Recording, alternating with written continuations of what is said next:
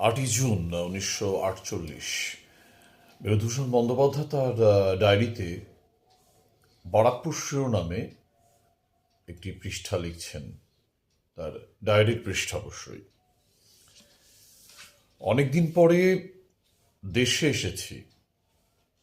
দেশ বলতে বারাকপুর, বনগ্রাম মহকুমার গোপালনগরের অন্তর্গত যে বারাকপুর গ্রাম, তার পৈতৃক ভিটে। সেখানে তিনি এসেছেন অনেকদিন পর। জ্যৈষ্ঠের শেষ,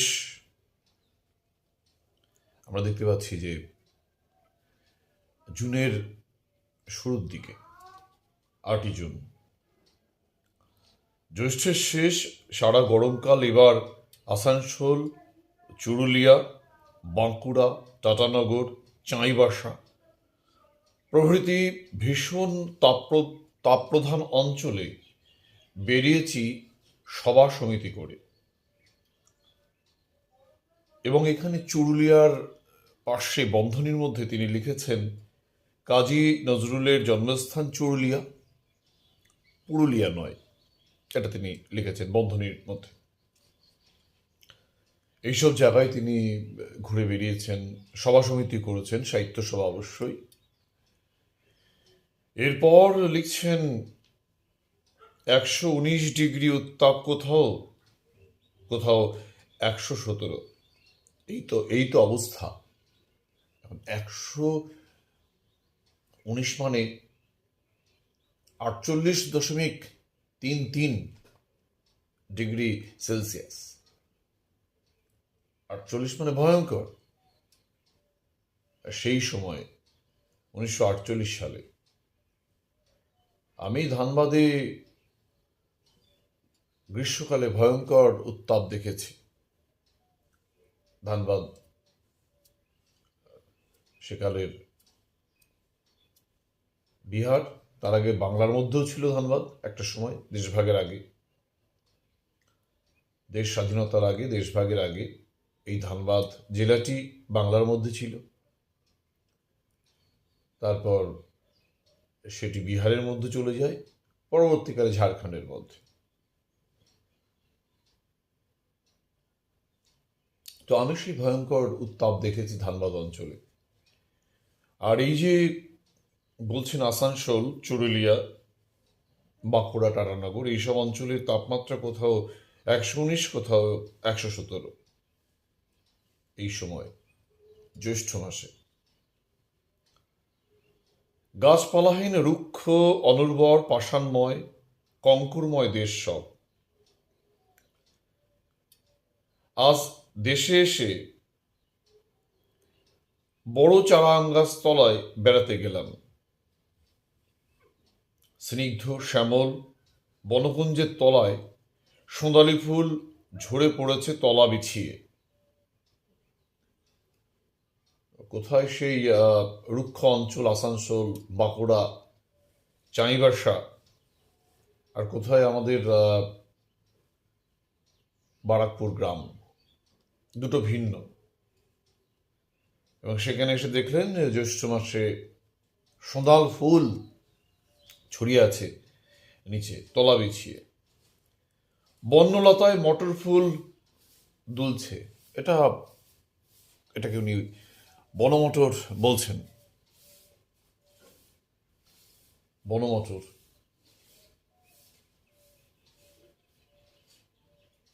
তারপর এগুলো সব বুনো ঝোপঝাড়, গোয়ালে লতা, ওই ধরনের। শালিক ছাতারে বনটিয়া মাথার উপরে কলকাকলি তুলেছে 3 ধরনের পাখির কথা বললেন। শালিক, ছাতারে পাখি,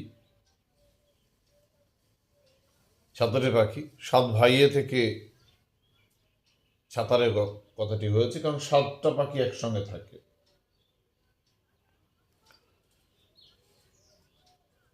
শালিক, ছাতারে, বনটিয়ার কথা বললেন, মাথার উপরে এরা কলকাকলি তুলেছে। মৃদু হাওয়ায় ডালপালা দুলছে সোদালি গাছের। আর এই সময় যে ফুল ফোটে আর হাওয়ায় দোলে কি অপূর্ব লাগবে। কত লতা, কত আগাছা, কি গভীর শ্যামলতা। অনেক দিন পর ফিরে এসছেন তিনি ওইসব রুক্ষ অঞ্চল থেকে এখানে। আমাদেরও হতো, আমরা যখন ছোটবেলায়, আজ থেকে 40 বছর আগে, 35 বছর আগে, যখন আমরা গ্রীষ্মের ছুটিতে এই আলসের বিল ছেড়ে বাবার কাছে যেতাম ধানবাদে, ওই গ্রীষ্ম আমাদের কাছে অত্যন্ত রুক্ষ মনে হতো, কঙ্করময় মনে হতো, শুষ্ক মনে হতো, যন্ত্রণাদায়ক মনে হতো। আর যখন 1 মাস পরে গ্রীষ্মের ছুটির পরে যখন ফিরে আসতাম, মুগ্ধ হয়ে যেতাম এর সৌন্দর্য দেখে, উন্মাদনা জাগত। এই বিষয়টি আমি অনুভব করতে পারছি আরো বেশি করে, কারণ এই দুটি দেশকে আমি দেখেছি, এবং দেখেছি কখন, আজ থেকে সেই আমার যদি 46 বছর শেষ হয়, তাহলে আমার জন্মের পর থেকেই এটা দেখছি, বোধ হওয়ার পর থেকেই দেখছি।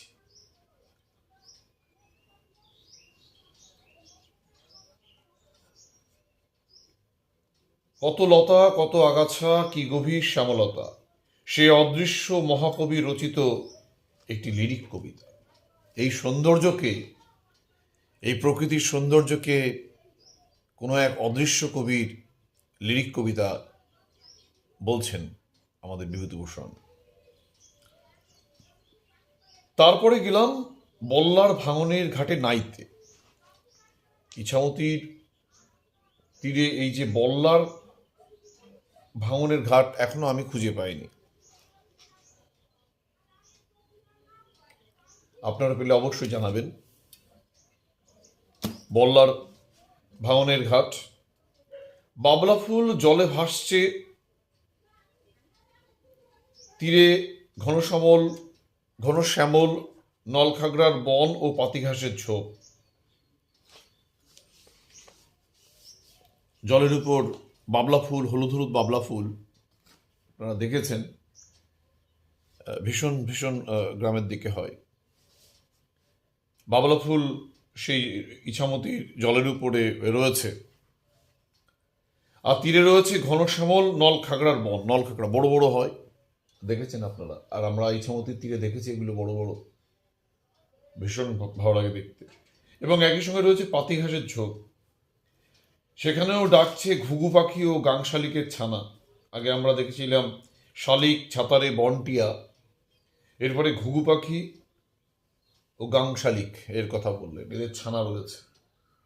বিভূতিভূষণ এইসব পাখিকে খুব ভীষণ ভালোভাবে চিনতেন, এবং খুব উন্নত মানের লেখকের বৈশিষ্ট্য হচ্ছে যে পাখিগুলোকে, গাছগুলোকে চিহ্নিত করা। অনেকে লেখেন একটি পাখি উড়ে গেল,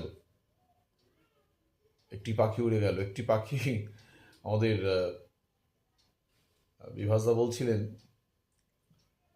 যে তার গুরু শুভঙ্কর পাত্র এগুলো নিয়ে খুব করেন।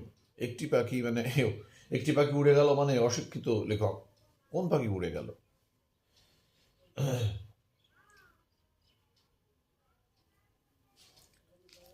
তেমনি স্নিগ্ধ ইছামতির কাকচক্ষু জলধারা, সেখানেও সেই মহাদেবতার শিল্প দেখতে পেলেও এদের সকলের পেছনে, ওই নলখাগড়ার ঝোপের পেছনে, নির্মল নদী জলধারার পেছনে, ফুটন্ত বাবলা ফুলের পেছনে তাকেই দেখলুম, সেই মহাদেবতাকে দেখতে পেলেন, মহাকবিকে দেখতে পেলেন। বাব্বাহ, কি জলকষ্ট দেশে, ভীষণ জলকষ্ট আমরা জানি ওই সব অঞ্চলে। একটু অবগাহন স্নান করবার জন্য 2 মাইল দূরবর্তী এঁদেল বেড়ার বাঁধে নাইতে যেতাম। 2 মাইল ঠেঙে স্নান করতে যেতেন তিনি সেখানে। অবশ্যই সে জায়গাটা ভালো, বনের মধ্যে একটি লেক, চারিদিকে পাহাড়ের ছায়া পড়েছে, তীরে শালবন, দারুণ জায়গা। বনের মধ্যে একটি হ্রদ, এবং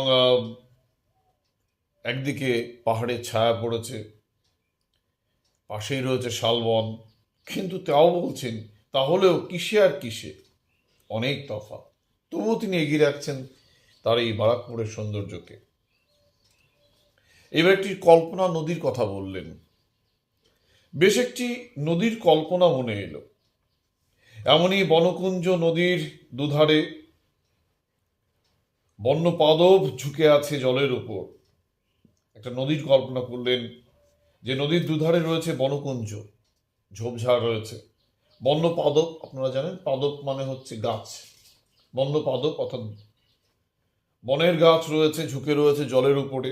ডালপালা থেকে ফুলে ভর্তি লতা দুলছে জলের সামান্য উপরে। জল ছুঁয়ে আছে বললেই হয়। বাঁকে বাঁকে অপূর্ব শোভা, নব নব দৃশ্যের সাজি। যত দূর নৌকা বয়ে যায়, যত দূর নৌকা বেয়ে যাও, শুধুই বনপক্ষীর কুজন উভয় তীরে, শুধুই অজানা বনকুসুমের গাঢ় সুরভি, শুধুই নিবিড় থেকে নিবিড়তর বনানী। কোনো তীরে লোক নেই, জন নেই, যতদূর যাও এমনই অবস্থা। আন্দাজ 200 থেকে 300 মাইল দীর্ঘ হোক নদীটা, সমস্ত 300 মাইল, আন্দাজ 200 থেকে 300 মাইল দীর্ঘ হোক নদীটা, সমস্ত 300 মাইল পথটাই একটি অপূর্ব সুখস্বপ্নের মতো সুষমাময় বলে মনে হবে এটা পৃথিবী নয়, অন্য কোনো নাক্ষত্রিক দেশ, কোন অজানা সুন্দর গ্রহটি অসীমের পথে,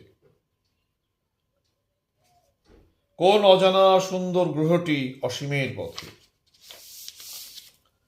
এমনি কোনো নদী পৃথিবীতে সত্যিকার আছে কি? বিশ্বাস তো হয় না। এক ভরসা আমাজন নদী, তাই বা কিরকম কে জানে। কোথাও না থাকে আমার মনের কল্পলোকেই হোক ওর স্থান। আগের লেখার 2 মাস পরে এটি লিখছি, আবার বিদেশ ঘুরে এসে। ইতিমধ্যে হাজারিবাগ, 3 পাহাড় ঘুরে এসেছি। বর্ষা নেমেছে এখানে, কি সবুজ চারিদিক, সর্বদা মেঘমেদুর নভমণ্ডল, জলো বাতাস বইছে, আলো ছায়ার খেলা সামনের শেওড়া বনে বনে। খবর নিয়ে জেনেছি আমাজন নদী হতে পারে আমার কল্পিত এই নদীটির মতো। আমাজন বিরাট নদী, তার বহু শাখা।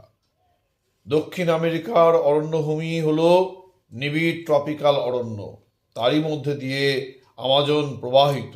সুতরাং তার দুধারে বসতি শূন্য। বন্ধনীতে লিখছেন, মাঝে মাঝে বন্য ইন্ডিয়ান জাত ছাড়া। সুতরাং তার দুধার বসতি শূন্য অরণ্য প্রদেশ, গ্রানাইট, পাহাড়, বনবিহঙ্গ কাকলি সবই আছে। এইটা লিখছেন তিনি জুন মাসে, 8ই জুন 1948। ফিরে এসছেন তিনি এইসব রুক্ষ অঞ্চল থেকে জ্যৈষ্ঠ মাসে তার দেশে, এবং তিনি সেই অভিজ্ঞতাগুলো বলছেন। বন্ধুরা, আজ এই পর্যন্ত।